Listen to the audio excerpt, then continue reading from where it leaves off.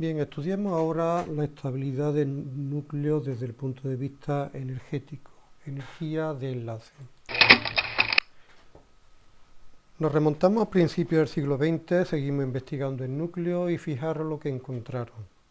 Se dieron cuenta que cuando comparaban la masa de un núcleo, por ejemplo, de helio 4 con sus 2 protones y 2 neutrones, lo comparaban con la masa de las partículas nucleares por separado, se dieron cuenta que había un desequilibrio.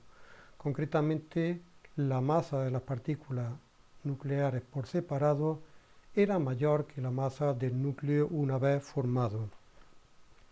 A esta diferencia se le conoce como defecto de masa.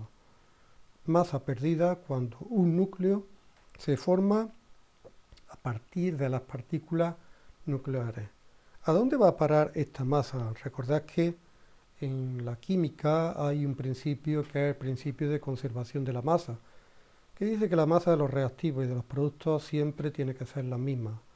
Podríamos considerar aquí reactivos, aquí productos, no es así, pero podemos hacer una comparación, pero vemos que aquí se pierde masa. ¿A dónde va a parar?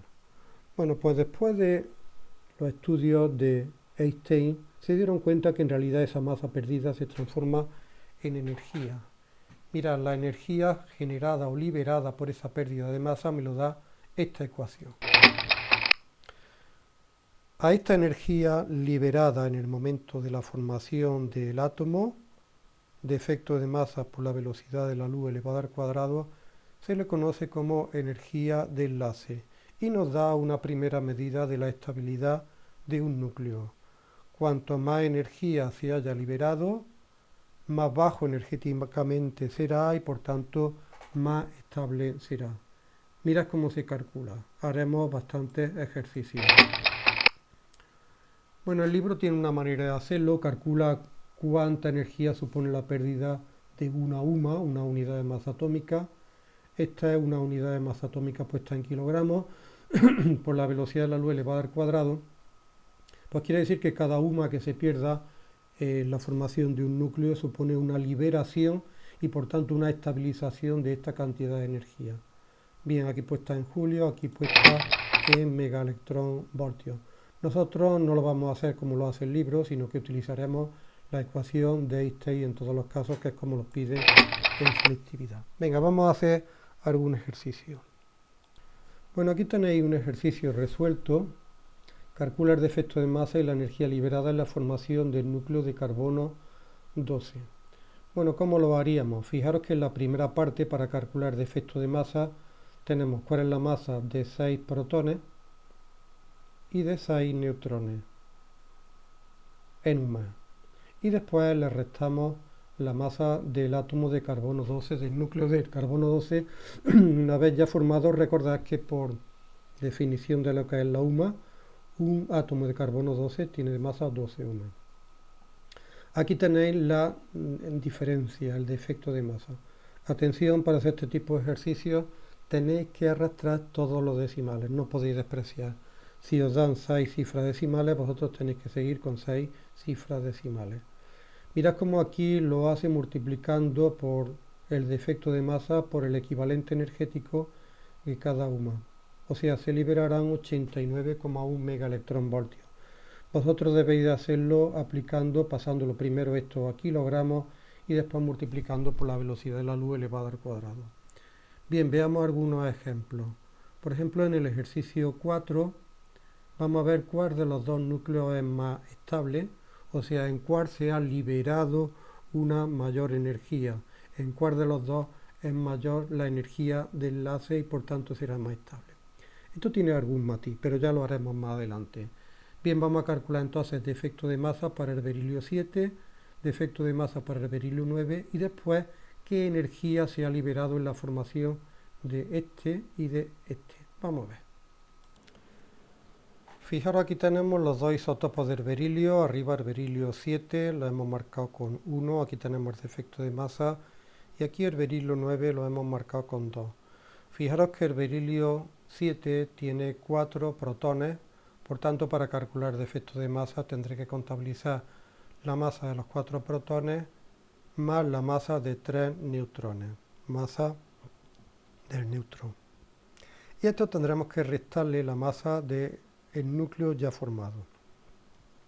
Mientras que la masa del berilio 9 será la formada por 4 protones, número atómico, más 5 neutrones, diferencia entre uno y otro. Y para calcular el efecto de masa tendremos que restarle la masa del núcleo una vez formado, del berilio 9.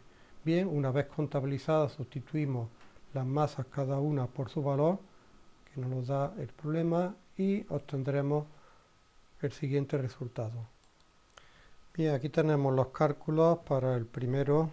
Hemos sustituido, aquí tenemos 4 protones, como ya hemos dicho, 3 neutrones. El segundo, 4 protones y 5 neutrones. Bien, fijaros que aquí tenemos, vamos a hacerle aquí un paréntesis. Vamos a ver.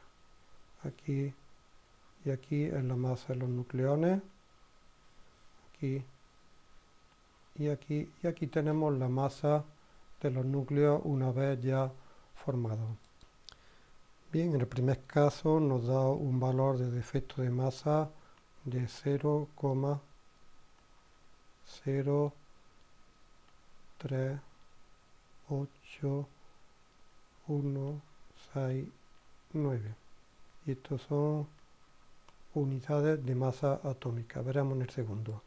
En el segundo caso, en el caso del berilio 9, tenemos un defecto de masa de 0,0602461.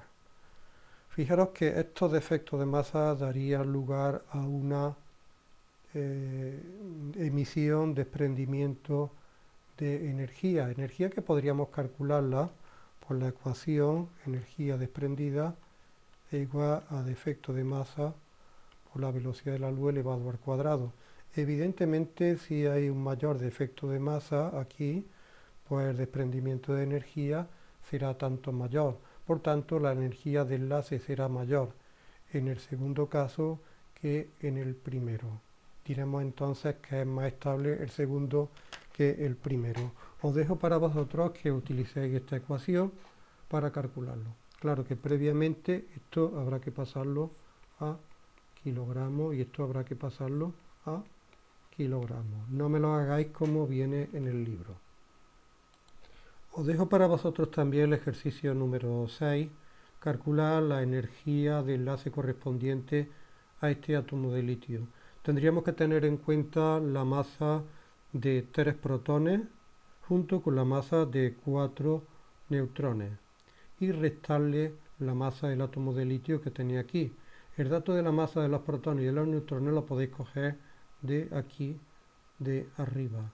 Una vez que tengáis ese defecto de masa, lo pasáis a kilogramos y utilizando la ecuación de Einstein vais a calcular cuál es la energía de enlace. Bien, antes hemos dicho que la energía de enlace nos da una medida de la energía de enlace nuclear, me refiero, nos da una medida de la mayor o menor estabilidad de los núcleos. Pero mirad, se dieron cuenta conforme ibais investigando que los núcleos más estables eran aquellos que tenían un tamaño intermedio. En aquellos lugares donde se producen de manera, entre comillas, natural las reacciones nucleares, pensemos por ejemplo en las estrellas, se tiende a que los núcleos formados sean núcleos de tamaño intermedio.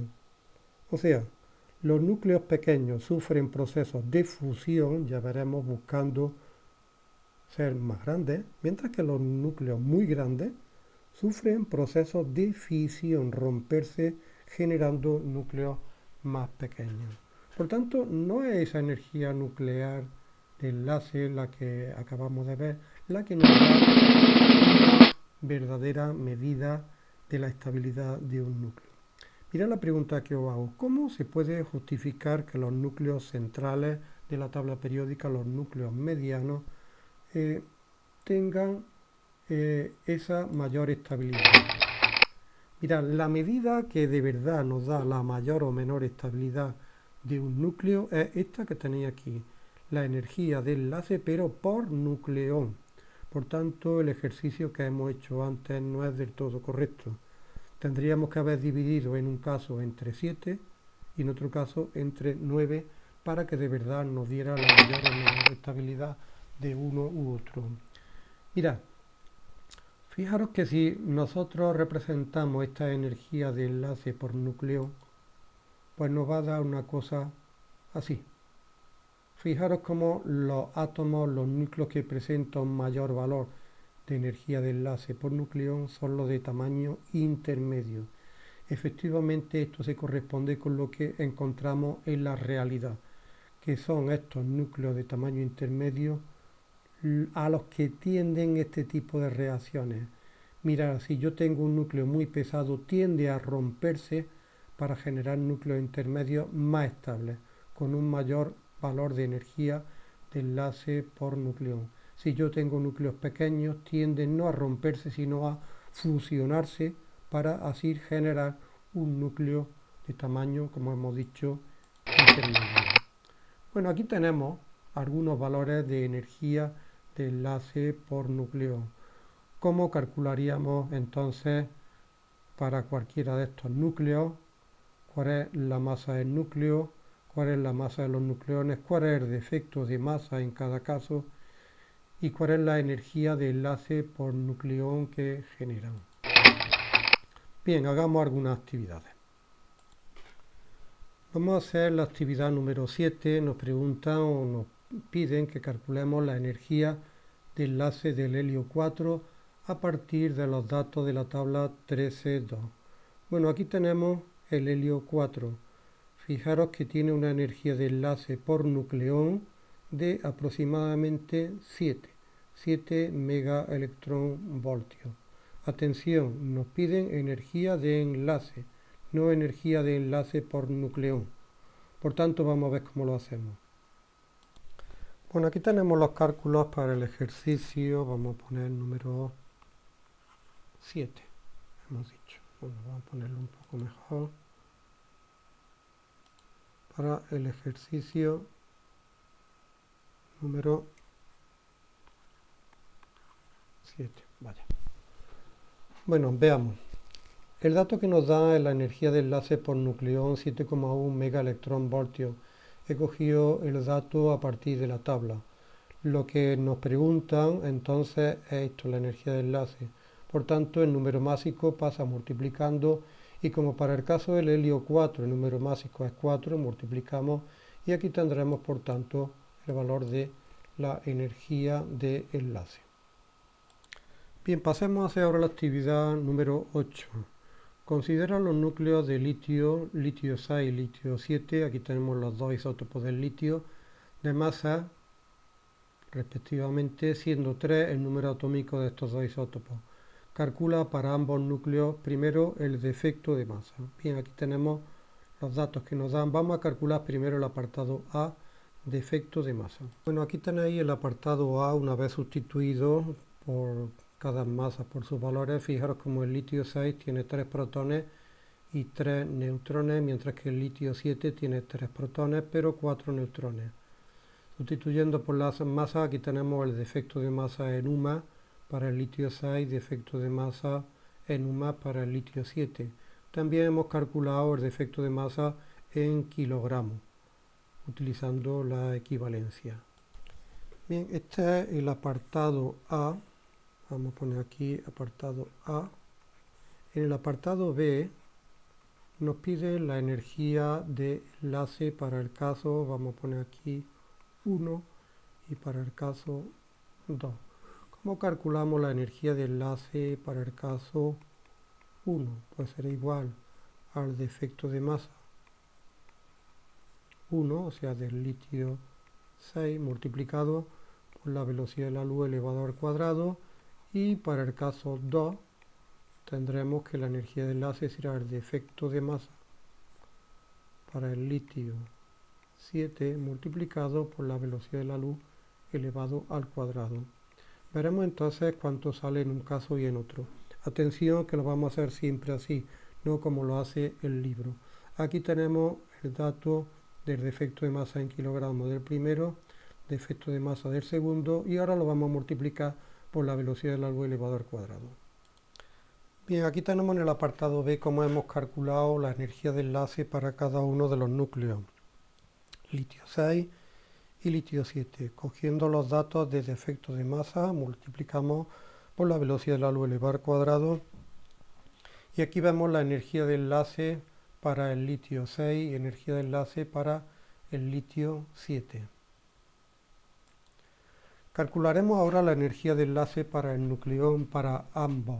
Bien, apartado C, lo único que tendremos que hacer será dividir cada una de las energías de enlace por el número de nucleones. En este caso entre 6 y en este caso entre 7 y veremos qué valores nos salen.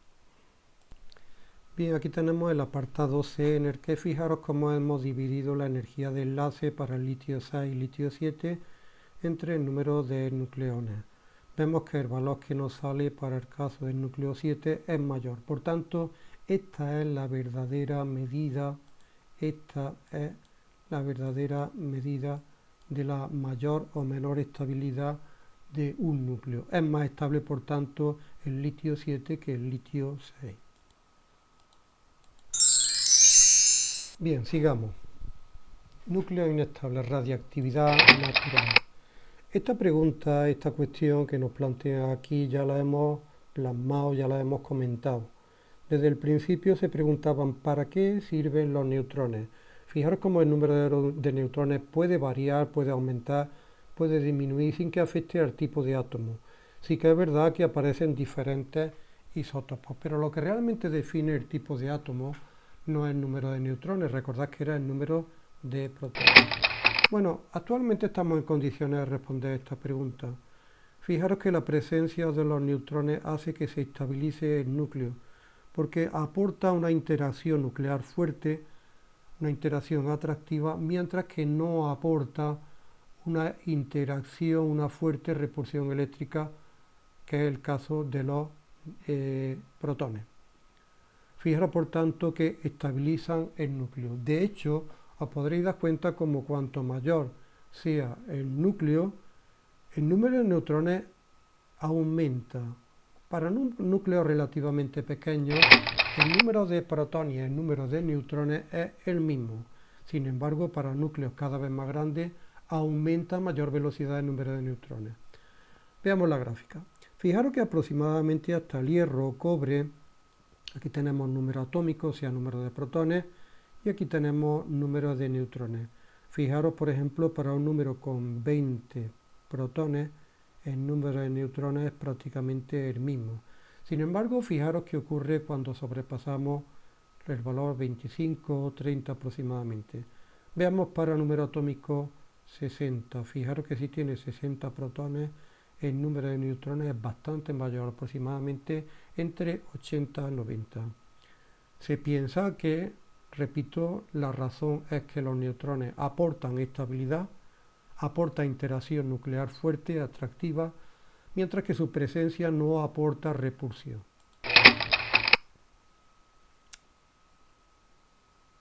Ahí tenemos la idea que acabo de comentar. Pero tiene un problema, mirad. El problema que tiene es que los neutrones, para que sean estables, necesitan estar acompañados de los protones. Estos núcleos tan pesados tienen demasiado número de neutrones frente a protones. ¿Qué es lo que le ocurre entonces a estos neutrones? Que son bastante más inestables. Un neutrón solo es muy inestable. Un neutrón acompañado por un protón es bastante más estable. Si el número de neutrones es mucho más grande que el número de protones, que es lo que ocurre en estos átomos se vuelven bastante inestables. Aquí tenemos lo que he estado comentando. Los neutrones necesitan los protones para que sean estables. Entonces, ¿qué ocurre entonces en los núcleos pesados? Pues mirad, el número de neutrones, como hemos dicho, es muy grande y los protones que existen no son lo suficientemente numerosos para estabilizar esos neutrones. Entonces esos neutrones lo que hacen es que se desintegran. ¿Cómo se desintegran? Pues se transforma en dos. Un neutrón emite un electrón y queda un protón. Si os dais cuenta, la suma de un protón y un electrón me da carga neutra. De aquí se resuelve aquella duda que tenía al principio del estudio de la radiactividad. ¿Cómo es posible que salgan electrones del núcleo? Pues aquí lo tenemos. Los electrones salen cuando un neutrón se desintegra emitiendo un electrón y generando un protón. ¿A partir de qué elemento suele ocurrir esto? Pues mirad, a partir del bismuto de número atómico 83 empiezan a tener problemas de estabilidad. Empiezan a desintegrarse los neutrones emitiendo radiaciones tipo... Bueno, ¿y qué tipo de radiactividad conocemos nosotros? En realidad ya la hemos visto todas, pero recordad que esto ya lo estudiasteis en cursos anteriores. Mirad, la radiactividad sabéis que son de tres tipos, pero ¿de dónde provienen? Que era la pregunta que surgía. ¿Por qué se genera? Bien, veremos a qué conclusiones llegó Becquerel después de estudiar la emisión de radiactividad por elementos radioactivos. La primera, la intensidad de la radiación emitida no depende de factores como cambio de presión, temperatura, del hecho de que la sustancia se encuentre disuelta o haya reaccionado químicamente.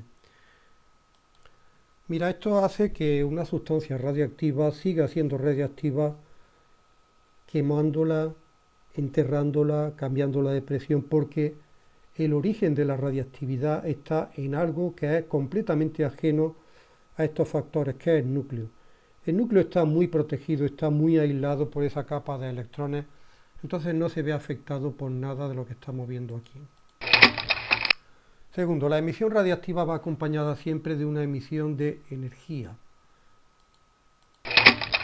Tercero, ya lo hemos comentado esto, existen tres tipos de radiactividad, la alfa, la beta y la gamma. Recordad que la alfa tenía carga positiva, eran núcleos de helio, la beta eran electrones, carga negativa, y la gamma pues eran fotones, no tiene carga. Bien, ya hemos comentado dónde está el origen de la radiactividad. El origen está en el núcleo atómico, por eso no se ve afectado para nada por reacciones químicas o por cambios de disolución, presión, temperatura, etc.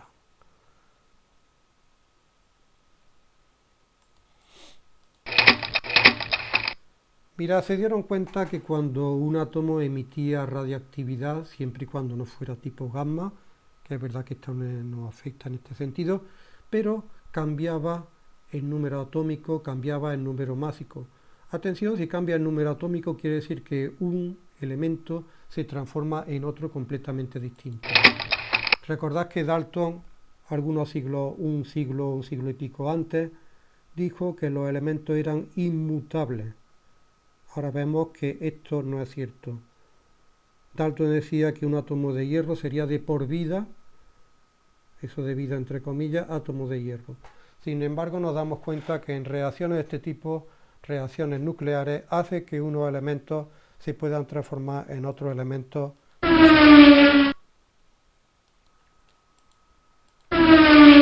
Bien, vamos a estudiar ahora las leyes de desplazamiento radioactivo, las leyes de Soddy. Y veis que son bastante sencillas. ¿Qué ocurre cuando un elemento emite algún tipo de radiactividad? Alfa, beta o gamma. Bien, aquí tenemos, también llamadas leyes del desplazamiento o decaimiento radiactivo. Leyes de Soddy y de Rutherford. Vamos a verlas. Primera, cuando un elemento emite una partícula alfa, fijaros como aquí la ponemos como un núcleo de helio, el número másico baja en 4 unidades y el número atómico baja en 2 unidades. Si os dais cuenta, tiene que ocurrir siempre que la suma de los números másicos tiene que ser igual al inicial y la suma de los números atómicos también tiene que ser igual al inicial. ¿Qué ocurre cuando un elemento emite una partícula beta? Os recuerdo, un electrón procedente del núcleo. Lo que ocurre es que un neutrón se transforma en un protón. Fijaros cómo podemos representar una partícula beta, bien con la letra E de electrón o bien con la letra griega beta. Fijaros cómo no cambia para nada el número másico, porque os recuerdo que un neutrón se transforma en un protón, pero esto al número másico no le afecta. Sin embargo, fijaros que sí que afecta al número atómico. Fijaros cómo ahora el número de protones se eleva en una unidad. Nuevamente tiene que ocurrir que la suma de A más 0, os recuerdo que un electrón no tiene masa prácticamente ninguna, es A, y aquí como Z más 1, nuevo número atómico, con menos 1, me da igual a Z. Y por último, ¿qué ocurre cuando un átomo o un núcleo emite una radiación, un fotón tipo gamma? Pues fijaros que no cambia ni el número atómico ni el número másico, porque la emisión de una radiación gamma ocurre cuando un núcleo que se encuentra excitado pasa a un nivel energético inferior, emitiendo la diferencia de energía en forma de fotón gamma. Pero fijaros que no afecta para nada al tipo de núcleo.